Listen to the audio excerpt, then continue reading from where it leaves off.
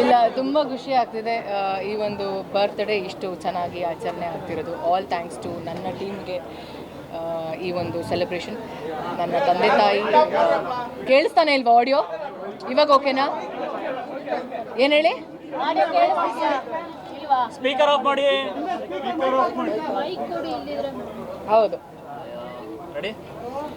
ನೀವು ರೆಡಿ ಆದ್ಮೇಲೆ ತಗೊಳ್ಳೋದು, ಓಕೆನಾ? ಸ್ಟಾರ್ಟಿಂಗಿಂದ ಮತ್ತೆ ಹೇಳಿ.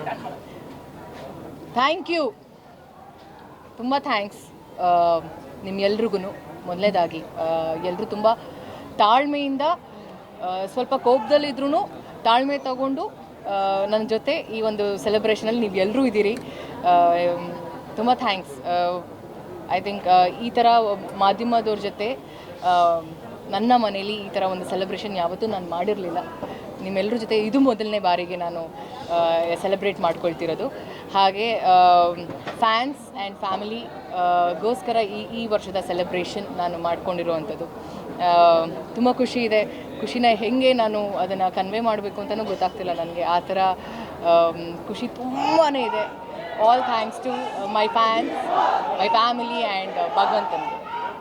ವೇದಿಕೆ ಮೇಲೆ ಇದ್ದಾಗಲೇ ಒಂದು ಕಾಲ್ ಬಂತು ಸೂಪರ್ ಸ್ಟಾರ್ ಅವ್ರ ಕಡೆಯಿಂದ. ಏನಂತ ಹೇಳಿದ್ರು? ರಜನಿ ಸರ್ ಕಾಲ್ ಮಾಡಿದ್ರು ವಿಶ್ ಮಾಡೋದಕ್ಕೆ. ಖುಷಿ ಆಯಿತು, ತುಂಬ ತುಂಬ ಖುಷಿ ಆಯಿತು. ಅದೊಂಥರ ಅದು ಹಿಂಗೆ ಹೇಳಿ, happy birthday, may God bless you, ಒಳ್ಳೇದಾಗಲಿ ಆ್ಯಂಡ್ ಎಲ್ಲ ಸಿನಿಮಾ ತುಂಬ ಚೆನ್ನಾಗಾಗಲಿ ಅಂತ ಹೇಳಿ. ನಿಮ್ಮ ಸಿನಿ ಜರ್ನಿಯಲ್ಲಿ ಮತ್ತೊಂದು ಅಧ್ಯಾಯ ಸ್ಟಾರ್ಟ್ ಆಗಿರೋದು ಕೂಲಿ.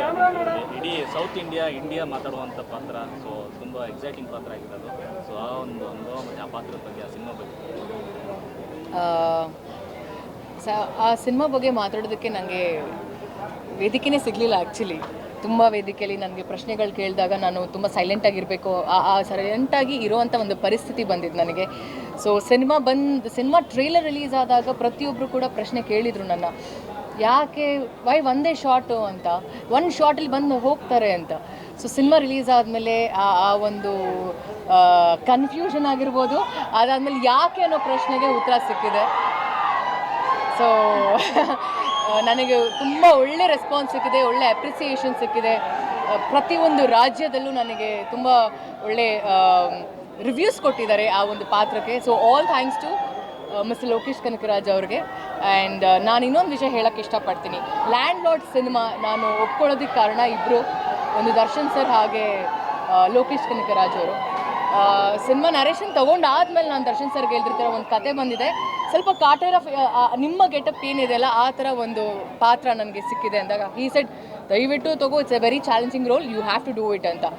ಹಾಗೆಯೇ ನಾನು ಲೋಕೇಶ್ ಅವ್ರ ಜೊತೆಗೆ ಹೀಗೆ ಒಂದು ಕಾಮನ್ ಇಂಟ್ರ್ಯಾಕ್ಷನ್ ಆಗ್ತಿರ್ಬೇಕಾದ್ರೆ ಈ ನರೇಷನ್ ಬಗ್ಗೆ ನಾನು ಮಾತಾಡಿದೆ, ಈ ಥರ ಒಂದು ಪಾತ್ರ ಬಂದಿದೆ ಅಂತ. So he just ask me like what's happening, ಯಾವ ಸಿನಿಮಾ ಮಾಡ್ತಿದ್ದೀರಾ ಅಂದಾಗ ಐ ಜಸ್ಟ್ ಶೇರ್ಡ್ ದಿಸ್, ಈ ಥರ ಸಿನಿಮಾ ಬಂದಿದೆ, ಈ ಥರ character. He said if you want to be versatile, ಆ ವರ್ಸಟಾಲಿಟಿ ತೋರಿಸ್ಬೇಕು ಅಂದಾಗ you have to select this film ಅಂತ ಹೇಳಿದ್ರು. ಸೊ ಅವರಿಬ್ಬರಿಗೂ ನಾನು ಸಜೆಸ್ಟ್ ಮಾಡಿ ಇನ್ಸಿಸ್ಟ್ ಮಾಡಿದ್ದಕ್ಕೆ ತುಂಬ ಥ್ಯಾಂಕ್ಸ್. ಇವತ್ತು ಆ ಒಂದು ಸಿನಿಮಾ ನಾನು ನಿರ್ದೇಶಕರು ಹೇಳಿದ್ರು ಹೀ ಈಸ್ ವೆರಿ ಹ್ಯಾಪಿ ಅಂತ.